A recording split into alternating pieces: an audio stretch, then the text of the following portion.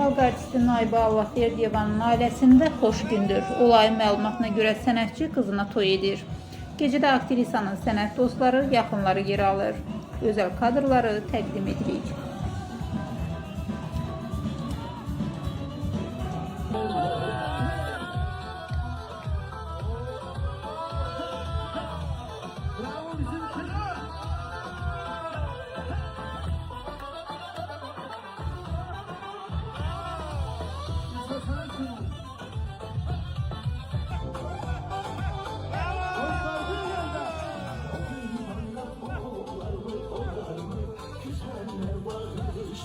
Küsenler, bayram olur.